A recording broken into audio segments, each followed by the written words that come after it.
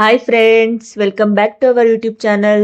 ಇವತ್ತು ನಾನು ನಿಮಗೆ ಈ ಮಳೆಗಾಲಕ್ಕೆ ಸ್ಪೈಸಿಯಾಗಿರುವಂತಹ ಮಾವಿನ ಹಣ್ಣಿನ ಚಟ್ನಿನ ಹೇಗೆ ಮಾಡೋದು ಮತ್ತು ಮಾಡೋದಕ್ಕೆ ಏನೇನು ಸಾಮಗ್ರಿಗಳು ಬೇಕು ಅಂತ ತಿಳಿಸ್ಕೊಡ್ತೀನಿ, ಬನ್ನಿ. ಫ್ರೆಂಡ್ಸ್, ಮಾವಿನ ಹಣ್ಣು ಚಟ್ನಿ ಮಾಡೋದಕ್ಕೆ ಬೇಕಾಗಿರೋ ಸಾಮಗ್ರಿಗಳು: ಮೊದಲನೇದಾಗಿ ನಾನು ಒಂದು ಮಾವಿನ ಹಣ್ಣನ್ನು ಈ ಥರ ಸ್ಲೈಸ್ ಆಗಿ ಕಟ್ ಮಾಡಿ ಇಟ್ಕೊಂಡಿದ್ದೀನಿ. ಒಂದು 6 ಒಣಮೆಣಸಿನ್ಕಾಯಿನ ಈ ಥರ ಸಣ್ಣದಾಗಿ ಪೀಸ್ ಮಾಡಿ ಇಟ್ಕೊಂಡಿದ್ದೀನಿ ನೋಡಿ. 2 ಗೆಡ್ಡೆ ಬೆಳ್ಳುಳ್ಳಿನ ಬಿಡಿಸಿಟ್ಕೊಂಡಿದ್ದೀನಿ. ಸ್ವಲ್ಪ ಬೆಲ್ಲ, ಸ್ವಲ್ಪ ಜೀರಿಗೆ, ಸ್ವಲ್ಪ ಎಣ್ಣೆ ಮಾಡೋದಕ್ಕೆ, ರುಚಿಗೆ ತಕ್ಕಷ್ಟು ಉಪ್ಪು. ಫ್ರೆಂಡ್ಸ್, ನಾವೀಗ ಸಾಮಗ್ರಿಗಳು ಯಾವಾಗ ಬೇಕು ಅಂತ ನೋಡ್ಕೊ ಬಂದ್ವಿ. ಈಗ ಮಾಡುವ ವಿಧಾನ ಹೇಗೆ ಅಂತ ನೋಡೋಣ. ನೋಡಿ, ನಾನು ಒಂದು ಪ್ಯಾನ್ನ ಕಾಯೋದಕ್ಕೆ ಇಟ್ಟಿದ್ದೆ. ಪ್ಯಾನ್ ಕಾದಿದೆ. ಇವಾಗ ಇದಕ್ಕೆ ನಾವೀಗ ಎಣ್ಣೆ ಹಾಕೊಳ್ಳೋಣ. ಸ್ವಲ್ಪ ಎಣ್ಣೆ ಯೂಸ್ ಮಾಡ್ತಿದ್ದೀನಿ. ಸ್ವಲ್ಪ ಎಣ್ಣೆ ಚೆನ್ನಾಗಿ ಕಾಯ್ಲಿ. ನೋಡಿ ಫ್ರೆಂಡ್ಸ್, ಈಗ ಎಣ್ಣೆ ಚೆನ್ನಾಗಿ ಕಾದಿದೆ. ಇದಕ್ಕೆ ನಾನೀಗ ಒಣಮೆಣಸಿನ್ಕಾಯಿ ಇತ್ತಲ್ವಾ, ಇದನ್ನ ನಾವೀಗ ಎಣ್ಣೆಯಲ್ಲಿ ಸ್ವಲ್ಪ ಫ್ರೈ ಮಾಡ್ಕೋಬೇಕು. ಹಾಕೊಂಡ್ಬಿಟ್ಟು ಎಣ್ಣೆಯಲ್ಲಿ ಸ್ವಲ್ಪ ಚೆನ್ನಾಗಿ ಫ್ರೈ ಮಾಡ್ಕೊಳ್ಳೋಣ.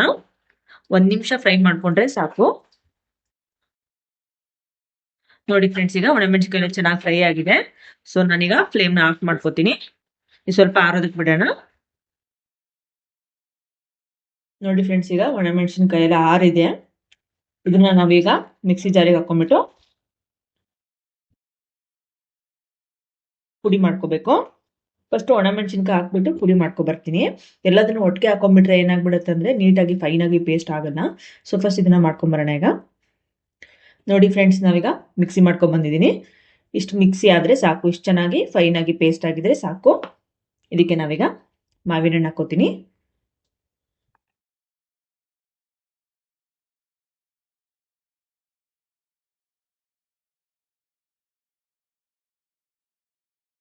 ಬೆಲ್ಲ,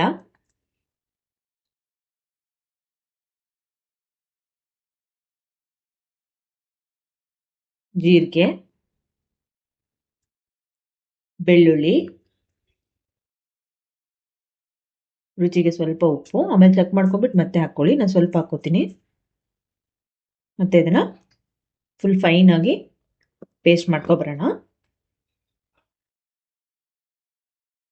ನೋಡಿ ಫ್ರೆಂಡ್ಸ್, ಇಷ್ಟು ಫೈನ್ ಆಗಿ ಪೇಸ್ಟ್ ಆಗಿದ್ರೆ ಸಾಕು. ನೋಡಿ ಫ್ರೆಂಡ್ಸ್, ನಾನು ಈ ಕಡೆ ಪ್ಯಾನ್ನ ಕಾಯೋದಕ್ಕೆ ಇಟ್ಟಿದ್ದೆ. ಆವಾಗಲೇ ನಾವು ಒಣಮೆಣಸಿನ್ಕಾಯಿ ಫ್ರೈ ಮಾಡ್ಕೊಂಡ್ವಲ್ವಾ, ಅದೇ ಪ್ಯಾನ್ಗೆ ಸ್ವಲ್ಪ ಎಣ್ಣೆ ಹಾಕಿ ಕಾಯೋದಕ್ಕೆ ಇಟ್ಟಿದ್ದೀನಿ. ಎಣ್ಣೆ ಕಾದಿದೆ.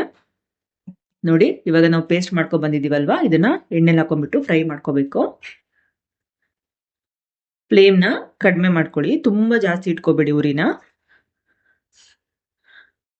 ಎಣ್ಣೆ ಸ್ವಲ್ಪ ಜಾಸ್ತಿ ಹಾಕೋಬೇಕು ಫ್ರೆಂಡ್ಸ್. ಇದಕ್ಕೆ ಫುಲ್ ಎಲ್ಲ ಚಟ್ನಿನೂ ಇದು ಮಾಡ್ಕೊಂಡಿರೋದನ್ನೆಲ್ಲ ಚಟ್ನಿನೂ ಕೂಡ ನಾವು ಇದಕ್ಕೆ ಹಾಕೊಂಡ್ಬಿಟ್ಟು ಎಣ್ಣೆಲಿ ಫ್ರೈ ಮಾಡ್ಕೊಬೇಕು. ಒಂದು 2 ಮಿನಿಟ್ಸ್ ಫ್ರೈ ಮಾಡ್ಕೋಬೇಕು.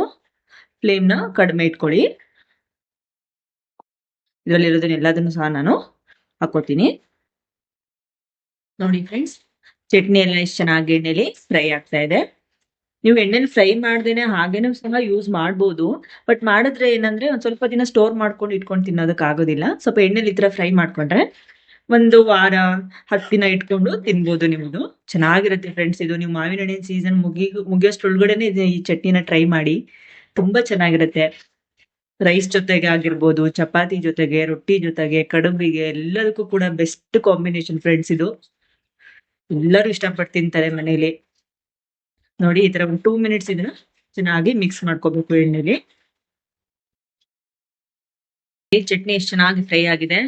2 ಮಿನಿಟ್ಸ್ ಆಯ್ತಿದ್ದು. ನಾನು ಫ್ಲೇಮ್ನ ಆಫ್ ಮಾಡ್ಕೋತೀನಿ. ನೋಡಿ, ಮಾವಿನ ಹಣ್ಣಿನ ಚಟ್ನಿ ರೆಡಿ ಆಗಿದೆ. ನೀವು ಕೂಡ ಮನೆಯಲ್ಲಿ ಟ್ರೈ ಮಾಡಿ ಫ್ರೆಂಡ್ಸ್. ತುಂಬಾ ಈಸಿಯಾಗಿ ಮಾಡ್ಕೋಬಹುದು. ತುಂಬಾ ಕಡಿಮೆ ಇಂಗ್ರೀಡಿಯೆಂಟ್ಸ್ ನ ಯೂಸ್ ಮಾಡ್ಕೊಂಡ್ಬಿಟ್ಟು ಟೇಸ್ಟಿ ಆಗಿರುವಂತಹ ಚಟ್ನಿ ರೆಡಿ ಆಗುತ್ತೆ. ನೀವು ಕೂಡ ಮನೆಯಲ್ಲಿ ಟ್ರೈ ಮಾಡಿ ಫ್ರೆಂಡ್ಸ್. ಟೇಸ್ಟ್ ಹೇಗೆ ಬಂದಿದೆ ಅಂತ ತಿಳಿಸಿ. Thanks for watching my video friends. ಈ ರೆಸಿಪಿನ ನೀವು ಕೂಡ ಮನೆಯಲ್ಲಿ ಟ್ರೈ ಮಾಡಿ.